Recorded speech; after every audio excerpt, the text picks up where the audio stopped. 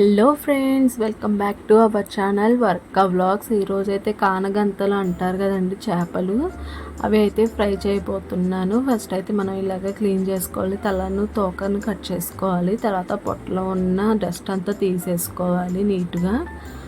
కొంచెం ఉన్న చేప చేదు అనేది వచ్చేసిద్దండి. ఇలాగా తలకాయను తోక అనేది తీసేసుకోవాలి, కట్ చేసుకోవాలి. బాగా వాటర్తో అయితే బాగా కడిగేసుకోవాలండి. మనకి ఎక్కువగా నీ స్మెల్ వస్తూ ఉంటాయి చేపలు.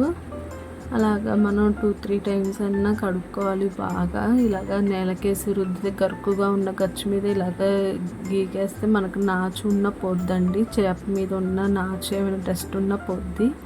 తర్వాత ఉప్పుతో అయితే మనం ఒకసారి కడిగేసుకోవాలి.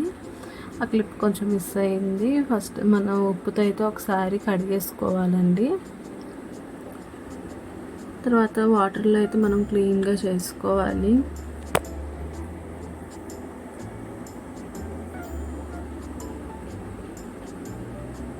త్వరగా వేగిపోతాయి కూడా అండి. వీటి పులుసు కన్నా మన ఫ్రైయే చాలా బాగుంటుంది. ఒకటే ముళ్ళు ఉంటుంది. ఫస్ట్ అయితే మనం కొంచెం పసుపు, అల్లం వెల్లుల్లి పేస్ట్, కొంచెం కారం అనేది యాడ్ చేసుకోవాలండి.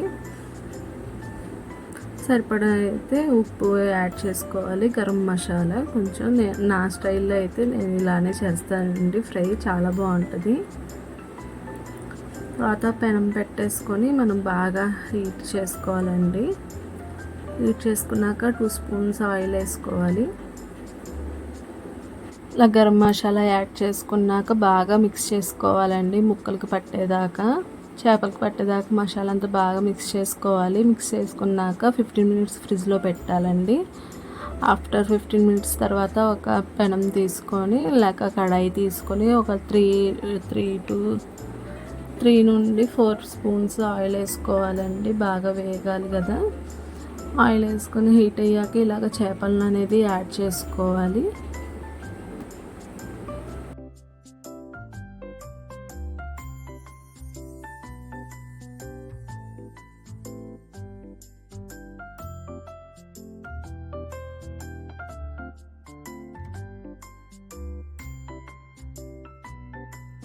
రెండో వైపు కూడా ఇలాగా తిప్పేసుకొని బాగా వేపుకోవాలండి. మీడియం ఫ్లేమ్లోనే పెట్టుకోవాలి. హైలో పెట్టుకున్న చేప త్వరగా వేగిపోయి లోపల ఉడకదండి. ఇలానే వేపుకోవాలి. లైట్ గోల్డెన్ బ్రౌన్ కలర్లోకి వేపుకోవాలండి.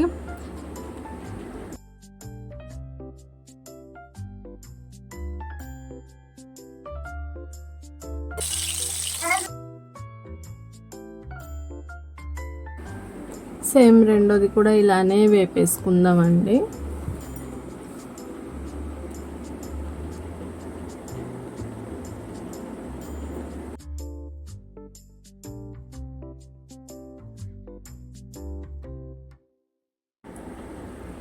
అంతే అండి. సేమ్ ఫస్ట్ది ఎలా వేపుకున్నామో సేమ్ రెండోది కూడా వేపేసుకోవాలి.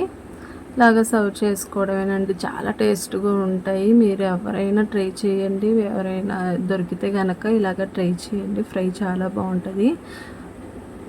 ఓకే ఫ్రెండ్స్, ఫస్ట్ టైం కనుక నా వీడియో చూసినట్టయితే ప్లీజ్ సబ్స్క్రైబ్.